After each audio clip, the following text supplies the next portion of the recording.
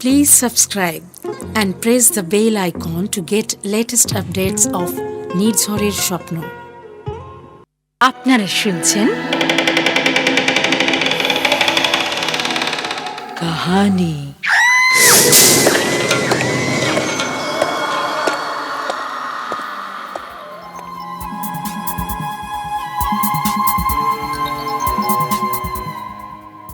নির্ঝরের স্বপ্ন প্রযোজিত আজকের গল্প।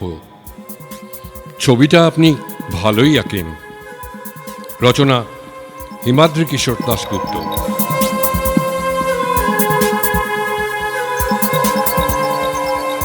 শুরু হচ্ছে গল্প ছবিটা আপনি ভালোই আঁকেন।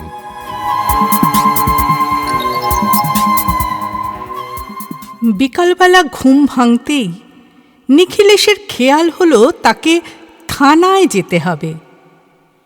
সাত সকালেই থানা থেকে একজন লোক এসে খবর দিয়ে গেছে, বড় সাহেব এত্তেলা পাঠিয়েছেন। নিখিলেশ চোর, ডাকাত, মস্তান বা পুলিশের টিকটিকি নয়, নিতান্তই সাধারণ মানুষ। গালে খোঁচা খোঁচা দাড়ি, পরনে ঢোলা পাজামা পাঞ্জাবি, কাঁধে কাপড়ের ব্যাগ ঝুলিয়ে সকাল বিকাল তার বেচারাম মল্লিক লেনের ঘর ছেড়ে বেরিয়ে বাচ্চাদের টিউশন করাতে যায়। একদম নির্বিবাদী বেকার যুবক নিখিলেশ। তবে তাকে থানায় যেতে হবে কেন? আসলে নিখিলেশ একজন আর্টিস্ট। হয়তো কাগজে তার নাম ছাপা হয় না, আর্ট এক্সিবিশনে তার ছবি থাকে না, বাচ্চাদের আঁকা শিখিয়েই তার পেট চলে। তবে তার বিশেষ একটা গুণ আছে, কোনো লোককে না দেখে শুধু অন্য কারোর মুখ থেকে তার চেহারার বিবরণ শুনে হুবহু তার ছবি আঁকতে পারে নিখিলেশ। আর তার এই গুণের জন্যই মাঝে মাঝে তার থানায় ডাক পড়ে। দাগী অপরাধীদের ছবি পুলিশ ফাইলে থাকে, কিন্তু এমন কোনো অপরাধী যার কোনো ছবি নেই, কেউ শুধু তাকে দেখেছে মাত্র, এমন লোককে খোঁজা বেশ মুশকিল। তাই সেক্ষেত্রে প্রত্যক্ষদর্শীর বিবরণ শুনে পুলিশ অপরাধীর ছবি আঁকিয়ে নিয়ে সেই ছবির সূত্র ধরে অনুসন্ধান করে। অনেক সময় অনেক বড় বড় অপরাধী ধরা পড়ে আঁকা ছবির মাধ্যমে। নিখিলেশের কিন্তু মোটেও ইচ্ছে করে না এসব অপরাধীর ছবি আঁকতে। আর্টিস্টরা তো সবসময় সুন্দর জিনিস আঁকার চেষ্টা করে, অথবা নান্দনিক কোনো কিছু, কিন্তু তাকে আঁকতেই হয়। এক একটা ছবি আঁকলে 500 টাকা পাওয়া যায়। টিউশন নির্ভর নিখিলেশের বেশ কিছুটা সুরাহা হয় তাতে। ঘুম থেকে উঠে থানায় যাবার কথা মনে হবার পর নিখিলেশ একবার ভাবল, না থাক, যাব না এবার। কিন্তু এই মাসের ঘর ভাড়ার টাকাটাও বাকি আছে। ছবি এঁকে দিলে সে টাকাতে অবশ্য ভাড়ার ব্যাপারটা মেটে। কাজেই শেষ পর্যন্ত সে বিছানা থেকে উঠে পড়ল থানায় যাবার জন্য। কাঁধে ব্যাগ ঝুলিয়ে নিখিলেশ যখন বাড়ি ছেড়ে থানার উদ্দেশ্যে হাঁটতে শুরু করল, তখন সে খেয়াল করল আকাশে মেঘ জমেছে। বর্ষার সময়, যে কোনো সময় বৃষ্টি নামতে পারে। তবে থানাটা তার বাড়ি থেকে খুব বেশি দূরে নয়। এগলি সেগলি বেয়ে সে দ্রুত এগোলো থানার দিকে। বৃষ্টি নামার আগেই নিখিলেশ পৌঁছে গেল থানায়। বড় সাহেব তার ঘরেই ছিলেন। নিখিলেশ ঘরে পা রাখতেই তাকে চোখের ইশারাতে চেয়ারে বসতে বলে তিনি বললেন, আরে আসুন আসুন, আপনার জন্যই অপেক্ষা করছি। বেশ বড় ক্রাইম, বুঝলেন? তাই? ছবিটা ভালো করে আঁকার চেষ্টা করবেন। সে তো বটেই। আর অপরাধী ধরতে পারলে একটা পুরস্কারেরও ব্যাপার আছে। আচ্ছা, 1 লাখ। বলেন কি? হ্যাঁ, আর পুলিশ সেটা পেলে আপনাকেও কিছুটা দেব। কি ব্যাপার বলুন তো? কোনো উগ্রপন্থী টন্থী? আরে না না না, অত বড় ব্যাপার না হলেও খুব ছোট ব্যাপারও নয়, কিন্তু ডাকাতি এবং খুন। আচ্ছা। গতকাল রাত্রে গণেন্দ্র মিত্র লেনে একটা সোনার দোকানে ডাকাতি হয়েছে। ক্যাশ ও অর্নামেন্ট নিয়ে প্রায় 30 লাখ হবে। দোকানের একজন কর্মচারী বাধা দিতে গিয়ে মারা গেছে। আজ তো রোববার, বডিটা থানাতেই আছে। আচ্ছা। কাল পোস্টমর্টমে যাবে। মালিকের অনেক দিনের বিশ্বস্ত কর্মচারী। মালিক অঘোরবাবু বেশ ভেঙে পড়েছেন। টাকা সোনা যা গেছে তা তিনি ইন্স্যুরেন্স কোম্পানির কাছ থেকে পেয়ে যাবেন, কিন্তু তার লোকটাকে তো আর পাবেন না। তাই তিনি বলেছেন তার কর্মচারীর খুনি ধরা পড়লে 1 লাখ টাকা পুরস্কার দেবেন। আচ্ছা আচ্ছা। তা প্রত্যক্ষদর্শী কে? ব্যাপারটা যখন ঘটে তখন অঘোর মল্লিক সহ 2 কর্মচারী ছিল। ও আচ্ছা। 2 ডাকাত নাকি মুখে কালো কাপড় বেঁধে এসেছিল। অঘোরবাবুর স্টেটমেন্ট অনুযায়ী যখন তার কর্মচারীকে ওরা খুন করে তখন তার সাথে ঝটাপটি করতে গিয়ে একজনের মুখের কাপড়টা নাকি খসে যায়। অঘোরবাবু আর তার অপর সঙ্গী সৌভাগ্যক্রমে লোকটার মুখ দেখতে পেয়ে যায়। ও আচ্ছা আচ্ছা আচ্ছা। ডাকাতরা সংখ্যাতে 2 হলেও ছুরি পিস্তল ছিল ওদের হাতে। ওরা একজনকে খুন করার পর স্বাভাবিক কারণেই অঘোরবাবু আর তার সঙ্গী ডাকাতদের বাধা দেওয়ার আর সাহস দেখাননি। এরপর তিনি আরও কি যেন বলতে যাচ্ছিলেন, কিন্তু তার আগেই একজন মধ্যবয়সী ভদ্রলোক দরজার সামনে দাঁড়িয়ে বললেন, আসতে পারি? হ্যাঁ হ্যাঁ, আসুন আসুন আসুন আসুন অঘোরবাবু, আপনার জন্যই তো অপেক্ষা করছি। তা আপনার আর একজন কর্মচারী কোথায়? ভদ্রলোক প্রথমে ঘরে ঢুকলেন। নিখিলেশ তাকালো তাঁর দিকে।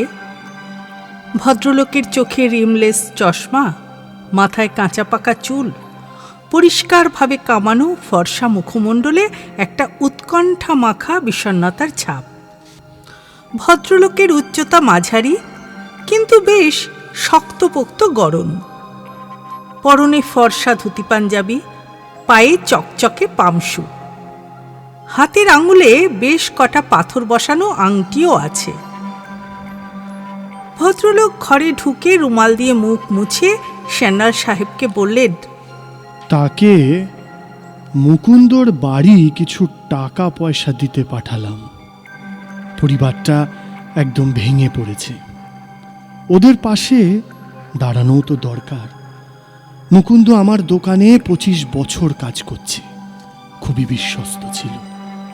ইন্স্যুরেন্স কোম্পানি যা গেছে তা ফেরত দেবে ঠিকই, কিন্তু মুকুন্দকে তো আর ফেরত পাবো না।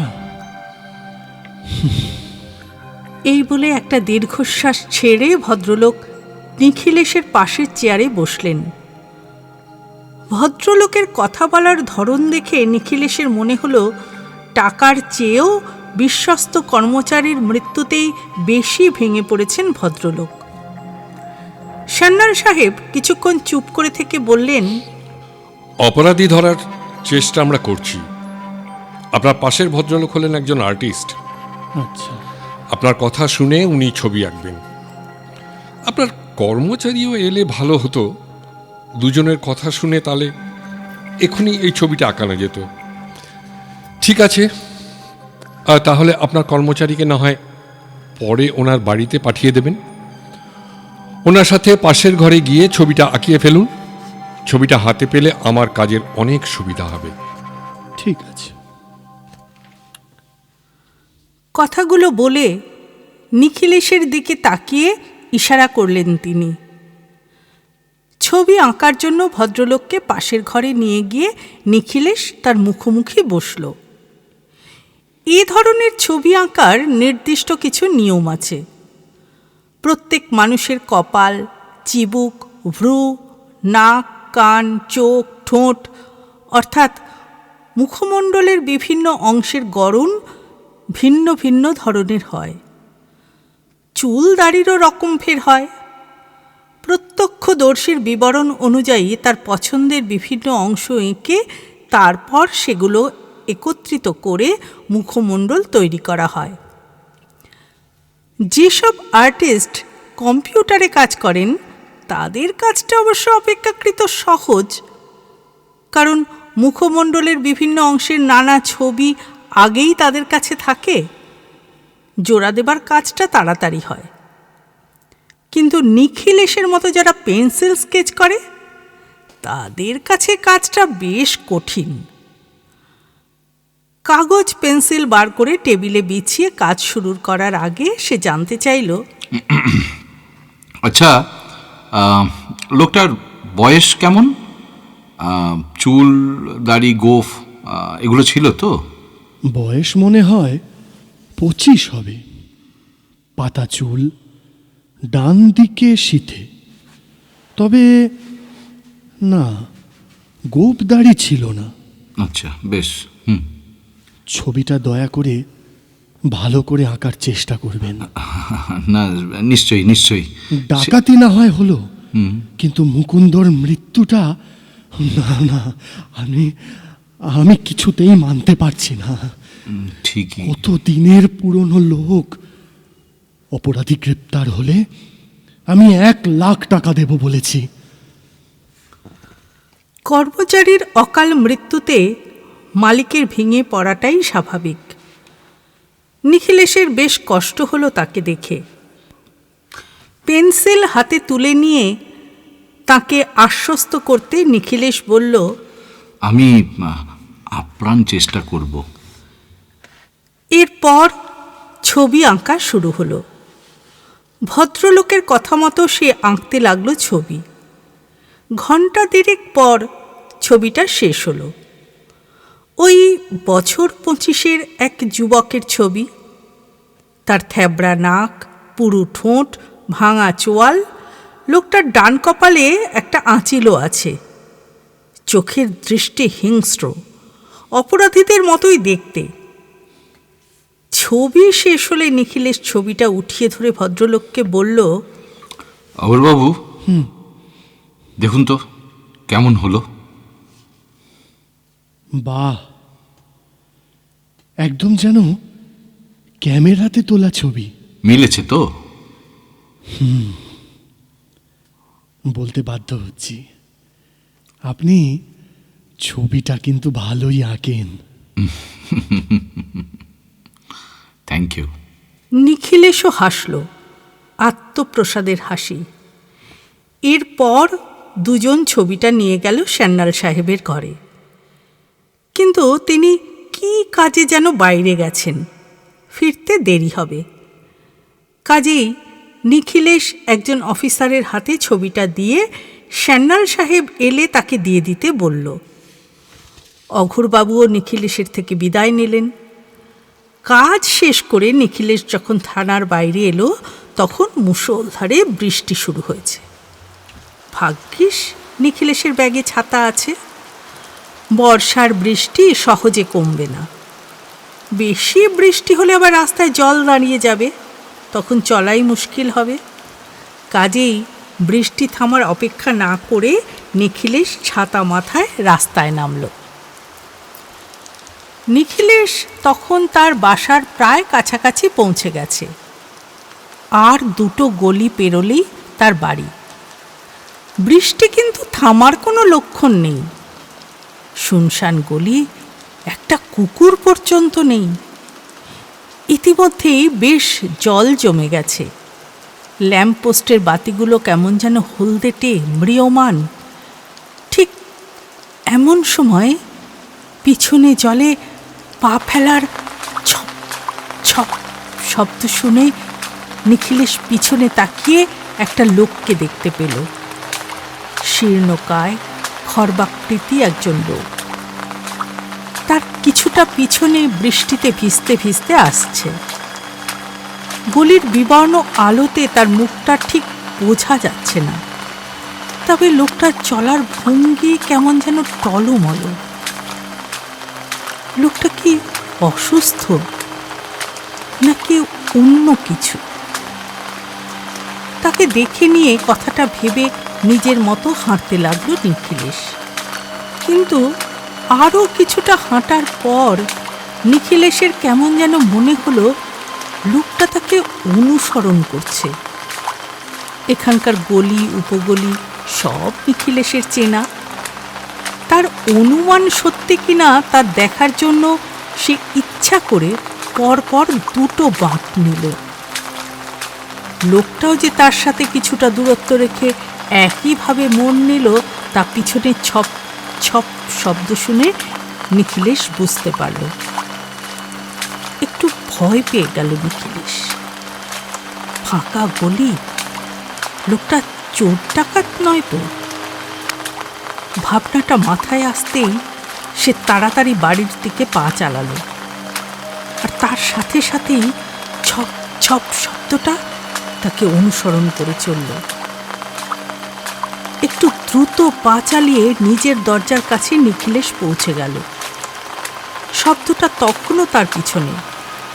দরজার কাছে পৌঁছে তার সাহস ফিরে এলো।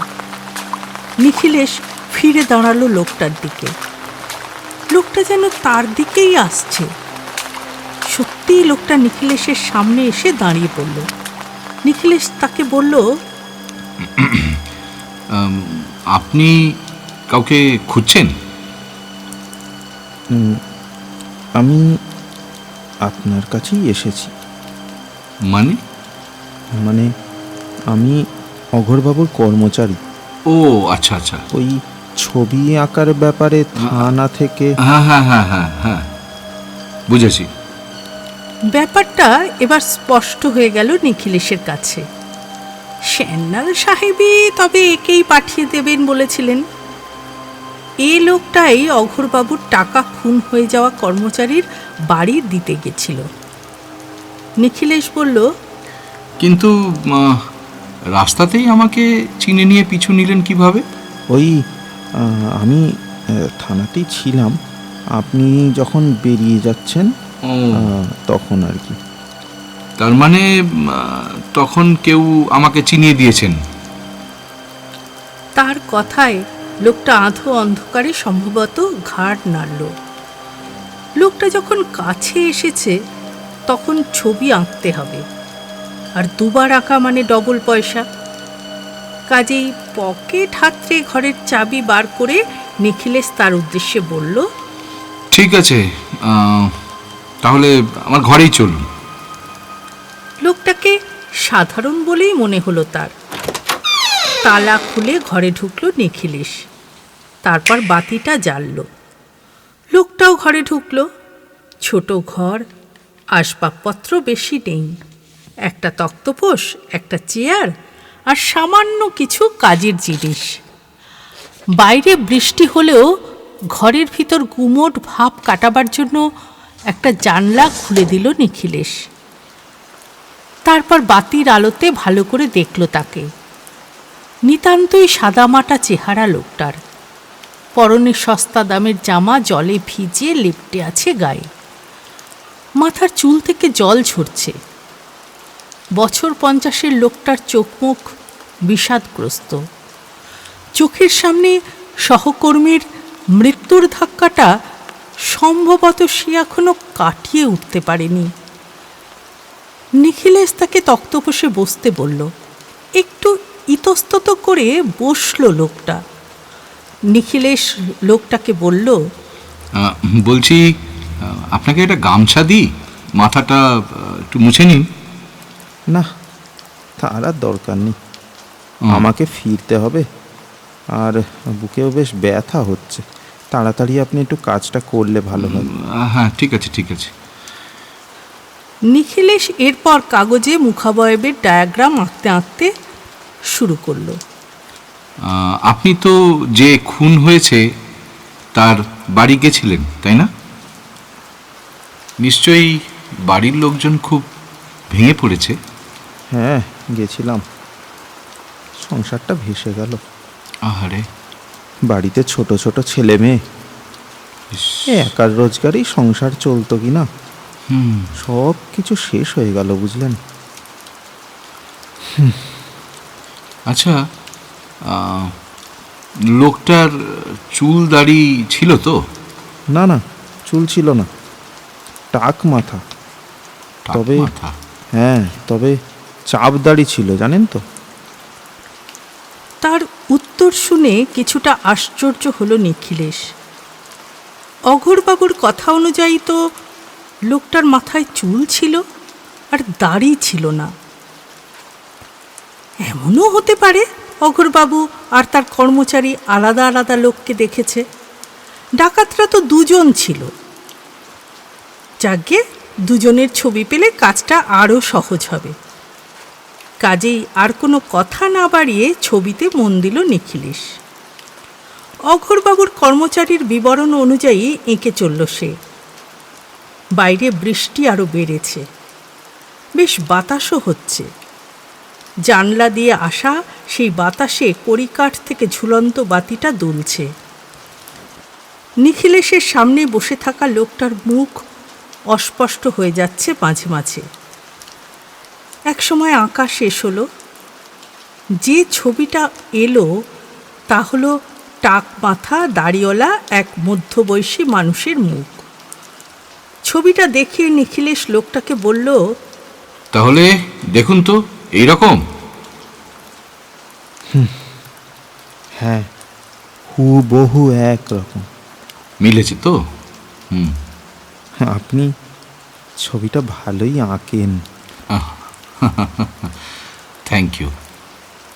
নিখিলেশ একই কথা শুনেছে অঘোরবাবুর কাছে। নিজের প্রশংসা শুনতে ভালোই লাগে। নিখিলেশ লোকটাকে কি যেন বলতে যাচ্ছিল, কিন্তু ঠিক সেই সময় বাতি নিভে গেল। যা, অন্ধকার হয়ে গেল। আচ্ছা আচ্ছা, আপনি একটু বসুন, আমি মোমবাতিটা একটু জ্বালিয়ে আনি।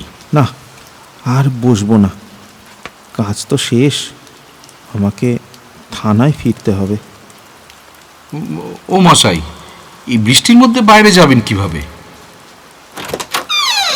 কিন্তু তাকে সে কথা বলার সুযোগ না দিয়ে দরজা খুলে প্রচণ্ড বৃষ্টির মধ্যে রাস্তায় নেমে পড়ল লোকটা। নিখিলেশ দরজার কাছে এসে একবার ডাকলো তাকে। আরে শুনছেন? ও মশাই, শরীর খারাপ হয়ে যাবে তো, আপনি এখানেই তো একটু থেকে যেতে পারেন। সে লোকটা যেন শুনতেই পেল না নিখিলেশের কথা।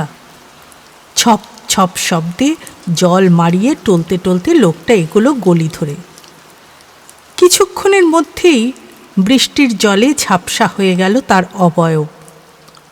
আশ্চর্য লোক তো। এই ভেবে দরজা বন্ধ করে দিল নিখিলেশ। পরদিন সকালবেলাতে নিখিলেশ ছবিটা যখন থানায় দিতে গেল, তখন সান্যাল সাহেব কি একটা কাজে গেছেন। কাজেই নিখিলেশ তার উদ্দেশ্যে ছবিটা থানার একজনকে দিয়ে টাকা পরে নিতে আসবে বলে অন্য কাজে চলে গেল। ছবি দিয়ে আসার পর 3 দিন কেটে গেছে। 2 দিন ধরে প্রচণ্ড বৃষ্টি। কার্যত গৃহবন্দী অবস্থা নিখিলেশের। টিউশন বন্ধ, থানাতেও আর টাকা আনতে যাওয়া হয়নি তার। 2 দিন পর বিকালের দিকে বৃষ্টি একটু ধরতেই থানা থেকে একজন লোক এসে বলে গেল, সান্যাল সাহেব নিখিলেশকে ডাকছেন। নিশ্চয়ই তাহলে টাকা নিতে ডাকছেন তিনি। কথাটা ভেবে নিয়ে নিখিলেশ ছাতা আর ব্যাগ নিয়ে বিকেলবেলায় রওনা হলো থানার দিকে। সান্যাল সাহেব নিজের ঘরেই বসেছিলেন। নিখিলেশ তার সামনে বসতেই তিনি হাসি হাসি মুখে টাকার খামটা তার দিকে বাড়িয়ে দিয়ে বললেন, খবরটা নিশ্চয়ই শুনেছেন। কি খবর? আরে কেসটা তো সলভ হয়ে গেছে। বাহ, হ্যাঁ, তাই? আর ওই আসামি দুজনও ধরা পড়ে গেছে। খুব ভালো, বাহ বাহ। লোকটা বেশ গল্প সাজিয়েছিল। আপনার ওই দ্বিতীয় ছবিটাই আমার চোখ খুলে দিল। তাই নাকি? আপনি আগে ভাগে কিভাবে ধরলেন বলুন তো ব্যাপারটা? আপনি যখন তার কথা শুনে ছবি আঁকছিলেন, তখন কি তিনি মুখ ফসকে বেফাস কিছু বলে ফেলেছিলেন? আপনার কথা আমি তো কিছু বুঝতে পারছি না স্যার। আরে বোঝার আর কি আছে, ইন্স্যুরেন্স কোম্পানির থেকে টাকা পাবার লোভে সাজানো ডাকাতিটা এক কর্মচারীকে নিয়ে নিজেই করেন অঘোরবাবু। অঘোরবাবুর মুকুন্দ নামের কর্মচারী দলে আসতে না চাওয়াতে তাকে অঘোরবাবুই খুন করেন। বলেন কি? আরে হ্যাঁ, ডাকাতির ব্যাপারটা আরো বিশ্বাসযোগ্য হয়ে ওঠে তার ফলে। অঘোরবাবুর মাথায় টাক আছে। হ্যাঁ, তিনি উইক পরেন, দাড়িও ছিল। ঘটনার দিন ভোরবেলা পুলিশ ডাকার আগেই তা কেটে ফেলেন। মাথায় উইক পরা, দাড়িহীন অবস্থাতেই আমরা তাকে দেখি। আচ্ছা। অঘোরবাবুর আর এক কর্মী জেরার মুখে স্বীকার করেছে খুনটা করার সময় অঘোরবাবুর মাথায় পরচুলা বা উইক ছিল না, আর দাড়ি ছিল ঠিক আপনি যেমন এঁকেছেন। কিন্তু আপনি তার ওই ছবি কিভাবে আঁকলেন? লোকটা জব্বর ক্যামিফ্লেজ করেছিল। ওর আর একজন কর্মচারী, ওই যাকে থানা থেকে পাঠানো হয়েছিল, তার কথা শুনেই তো ছবিটা আঁকলাম। সে কি? ওই দিন সন্ধেবেলায় সে তো আমার বাড়িতে গেছিল। কই, আমরা তো তাকে আপনার ওখানে পাঠাইনি। সে কি কথা? হ্যাঁ, ওখানে পাঠাবার জন্য তাকে থানায় আসতে বলেছিলাম। সে না আসাতেই তো আমাদের প্রথম সন্দেহ হলো।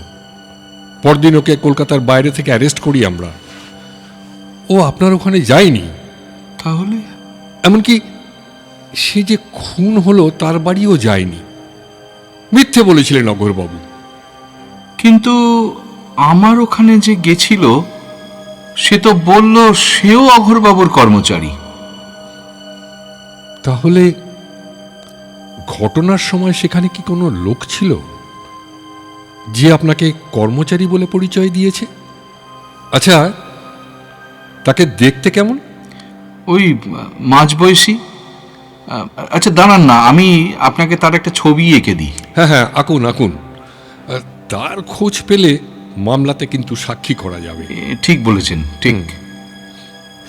নিখিলেশ আঁকতে বসল ছবি, আর কিছুক্ষণের মধ্যেই ছবিটা এঁকে এগিয়ে দিল সান্যাল সাহেবের দিকে।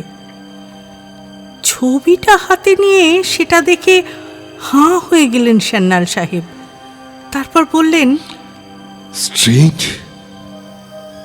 এ কি করে সম্ভব? এটা কার ছবি জানেন? না। এই মুকুন্দ বলে যে লোকটা খুন হলো, এটা তার ছবি। কি বলছেন? হ্যাঁ। কিন্তু এই লোকটাই তো গেছিল আমার কাছে। ব্যাপারটা সম্ভব নয়। সেদিন লাশটা কিন্তু থানাতেই ছিল। আপনিও হয়তো দেখেই থাকবেন। না না স্যার। সেটাই আপনি অবচেতনে এঁকে ফেললেন। আমার মনে হয় কি জানেন, আজ আপনার শরীর খারাপ। এখন আপনি বাড়ি যান, পরে আসবেন। আচ্ছা। নিখিলেশ আর সেখানে রইল না। মাথাটা এখন তার সত্যিই ঝিমঝিম করতে শুরু করেছে। বাইরে আবার বৃষ্টি শুরু হয়েছে। তার মধ্যেই থানা থেকে বেরিয়ে পড়ল সে। বৃষ্টির মধ্যেই হাঁটতে হাঁটতে এক সময় বাড়ির দরজার কাছাকাছি পৌঁছে গেল নিখিলেশ। আর ঠিক সেই সময় পিছনে একটা ছপ ছপ শব্দ শুনে চমকে ফিরে তাকালো নিখিলেশ।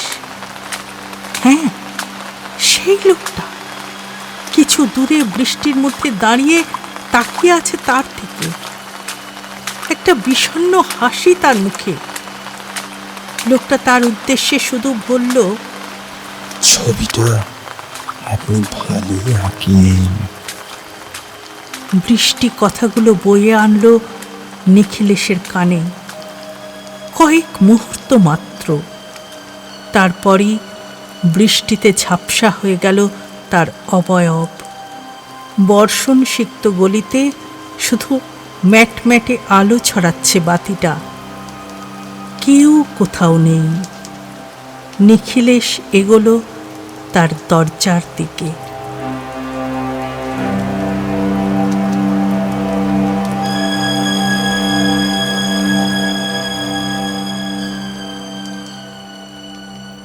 শুনছিলেন গল্প ছবিটা আপনি ভালোই আঁকেন।